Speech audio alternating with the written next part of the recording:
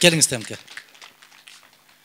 Рахмат, Адахан Кимсанбаевич. Эми урматтуу ағалар, апалар, инелер, қарындаштар, азыр Адахан Кимсанбаевич программамды жөнүндө айтты. Ошол Адахан Кимсанбаевич көп жылдан бери ушул маселени сүйлөшүп келаттык элек. Мына бул Кетмен төбөнүн дагы бир өстүрө турган, райондун инфратүзүлүштөрүн өстүрө турган, жол салына турган, музейлер карала турган, ушул Токтогул районуна 1000 деген, миллион деген акча каражаты түшө турган бир жолу бар экен. Биз сурап келдик, бербей атат. Суранып атабыз, бербей атат. Анан бир жолун Адахан Кимсанбаевич экөөбүз отуруп аябай кеңештик. Бул Кыргыз Республикасында алтын кыл дейбизби, алтын үн дейбизби? Кыргызстанда ушул улуу эл аралык дүнүйөлүк айтыш фестивалын ушу Токтогулга бериш керек. Ушул борбору кылышыбыз керек. Бул биринчиден. Муну өткөрүш үчүн биз парламентке барып, парламенттен өткөрүп, биздин өкмөткө чейин, президентибизге чейин жетип, ошолор токтомун чыгарып берсе, Кудай буйруса. Муну биз Кудай колдон келет. Анда ар бир фестиваль өткөн сайын миллион деген каражаттар каралат. Анткени ал кол коюлгандан кийин дүнүйөдөн туристтер келе баштайт. Мен муну айтып аткан себебим, мына мен Нарында иштеп турганда, ошол жерде Шырдак фестивалын Нарынга өткөрүп берди. Ошондо мен 2 жыл бою ошо Шырдак фестивалында режиссер болуп, ошол фестивалды уюштурдум. Мына ошол жерде 1000 деген туристтер келе баштады. Канча деген акча каражаттар бөлүнө баштады. Ошондо ошо жергиликтүү мэрия менен сүйлөшүп, келгиле ушул жерге этно базар кургула. Анткени 1000 деген туристтер келет дагы, ошол Нарындын ар бир айылынан, жеринен кийиз жасаганы келет, шырдак жасаганы келет, мейри курутун, майын, сүзмөсүн, колунан эмне келет, этно базарга алып чыгат. Ошол жерден бардыгын жана дүнүйөлүк туристтер келип алып кетип, элдин жашоосу оңолуп атат. Мына ошондон кийин менде ушундай ой пайда болду. Эмне үчүн ошол фестивалды биз ушул жерге уюштурбайбыз? Эмне үчүн дүнүйөлүк олимпиадаларды чоң-чоң өлкөлөр талашып атат? Анткени ошол олимпиада болгон сайын миллиард деген акчалар которулуп, ошол жерде эмне деген заманбап укмуш нерселер курулуп атат. Эмне деген шаарлар өсүп атат. Туурабы? Ошол нерсени биз Токтогулга курушубуз керек. Ошондо акча өзүнөн өзү келет бул жерге. Ар бир жылда канча деген акчалар кетилет. Ошондо мына биздин маданият үйлөрү, парктар, жолдор, ысык суу, жылуу суу бүт бардыгы ишке киришет. Анткени мамлекеттик деңгээлде болгондон кийин ар бир фестивалдын алдында келип текшерет. Туристтер келип калса уят болуп калбайбызбы деп. Ошол жерге заманбап жакшынакай гостиницалар курулат, концерттик залдар курулат. Мына ошол жерге түндүгүнөн түштүгүнөн келип, мына жерде калың эл келет, туристтер келет. Канчалык өрөөнгө шаң болгон сайын ошончо кут келет кагылайындар. Мына акчанын келүүнүн жолу дагы урушунда турат. Ошон үчүн мына бул маданият аркылуу Токтогулубуз атабыздын эми күчүн, касиетин эми пайдаланышыбыз керек.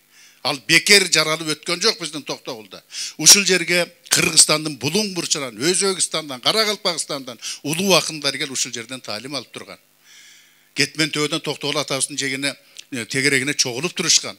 Мына Туганбай аталар, Коргол аталар, кеч өтүп кеткен жакшынакай Армандуу, Элмирбек инелерибиз кандай ак таңдай адамдар.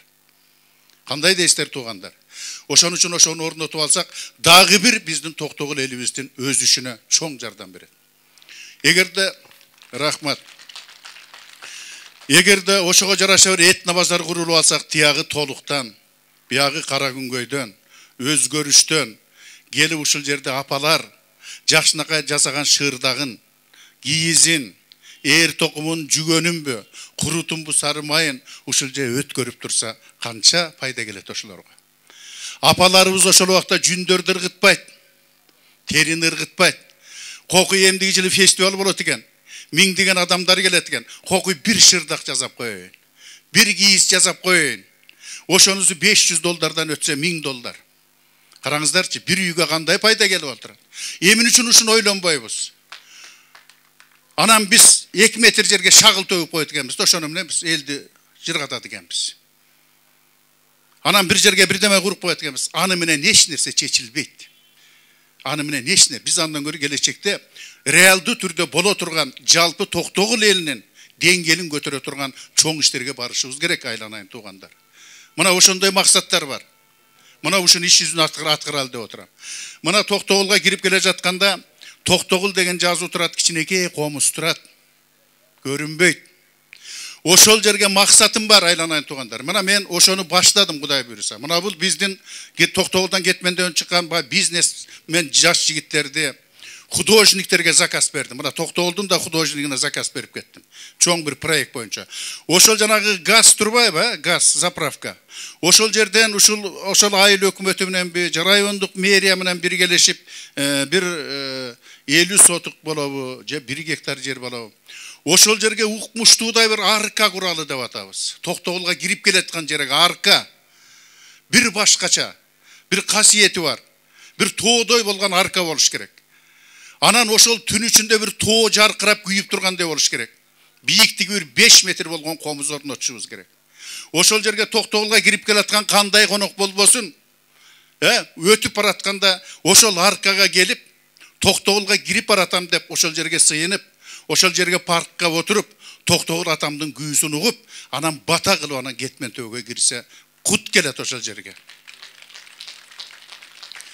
Касиет келет. Ошондо гана биз Токтогул атабыздын улуу касиетин алып чыга алабыз.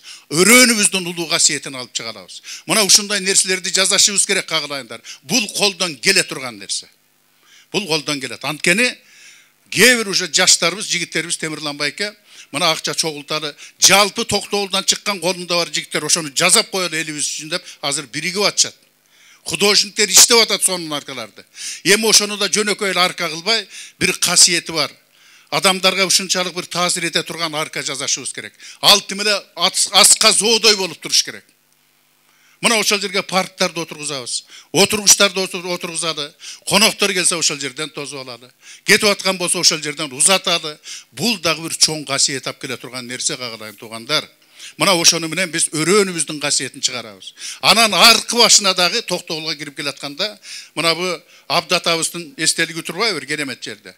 Ошол жерге кайсы бир жерин ошондой арка кылышыбыз керек. Мындайча айтканда түндүгүнөн дагы, түштүгүнөн да келатканда бир касиеттүү жерге киргендей болуп, ар бир өтүп бараткан адам ошол жерге таазим этип, жакшынакай алып, анан кириш керек да кетмен төбөгө. Мына ошондой биз өрөөнүбүздүн касиетин көтөрө алабыз. Мына ушундай жакшынакай ойлор бар. Анан мен көп сүйлөй бербейин. Мына маданият жөнүндө жакында Кудай буйруса бизде жакшы ой болду. Мына биздин артисттер турат мына бу жерде. Эң таланттуу артисттер. Кээ бир райондордо, областтарда театр бар, таланттары жок. Кээ бир райондордо таланттар бар, театр жок. Мен жакында аракет кылып атам. Бул министрликтин деңгээлинде биздин жанагы жердешибиз Аслан Капай уулу менен сүйлөшүп, ушул жерге профессионалдуу драм театр ачалы деп атабыз, Кудай буйруса. Мына элибиз келип көрсүн. Жаштарыбыз келип театр көрсүн, музыка уксун, өзү маданиятка өтсүн. Мына маданиятка каралбай калгандын эсебинен көчөдө эмнелер болуп атат. Коркуп басып калдык көчөдө. Өзүбүздүн элибизде, өзүбүздүн жерибизде, өзүбүздүн көчөдө кооптонуп басып калдык. Маданиятсыз адамдар көбөйүп кетти. Кол салгандар көбөйүп кетти, уурлар көбөйүп кетти. Адамдарга ушунчалык бир тез тарзын деген адамдар пайда болуп атат. Ошолордун бардыгы маданияттын жоктугунан. Жалаң гана биз акчалуулар менен акча, бийлик деп келип отуруп, адамдардын тарбиясын унутуп койдук, айланайын Токтогулдуктар. Адамдарга жөнөкөй билим бере албай калдык. Жөнөкөй бир адамгерчиликти үйрөтө албай калдык. Мына арабызда кандай адамдар чыгып атат. Ошондуктан мен ойлойм, ушул бейкутчулукту орнотуш үчүн жаштарыбызга билим беришибиз керек. Жаштарыбызга ыйман алып келишибиз керек. Жаштарыбызды келечекке тарбиялашыбыз керек. Мына биздин партиянын максаты ошондо. Ошон үчүн биздин партияга жалаң маданият, илимдин, медициналары кызматкерлери келип отур. Анткени биринчи орунда маданият, илим, билим, медицина, ден соолук, спорт. Мына ушул көйгөйдү биз чечип алышыбыз керек. Ошондо гана Кудай буйруса жараткан Аллахым бизди колдойт деген ойдомун. Айланайын туугандар, оорубагыла. Өрөөн, кагылайын, шаңга толгон өрөөн болсун. Элибиздин маңдайы жаркырап, кубанычка толуп турган эл болсун. Жашообуз оңолуп, береке төгүлүп турсун. Кетмен төбөгө кут түшкөн жер. Kut düşkön el biz kagılayınдар. Oşol kutubuzdu jogotуп albaylı. Oşol rızkыбызды getirip albaylı. Bardыбыз bir muştumga tüyülüp, barыбыз birge çoğu iş kılalı. Mana bizde hazır kança sonun deputatlar koyup atat. Men ar birine iyilik kalayım. Bardığı bizden ketmen töөнün Toktogulдун kulundары. Biröönde de jaman oy jok. Bardığı el üçünde vattanıp atat. Oşonduktan men bizden attanıp atkan men bizden inilerge de aytarlam. Gelgile kagılayınдар. Eldi bölböy, adegende oşol kandidatlar birimdike geleli. Intımaka geleli dağı el üçün hizmet kılalı. Mına uağında bilesizler. Mına alay örüönünün bir çıkkanda 9 deputat bir çıkkan. Birin kolda olturup, birin manımında alakanga salıp olturup, alaydıganday güldötüp koydu. Bizden bir öyle çıkbaş gerek.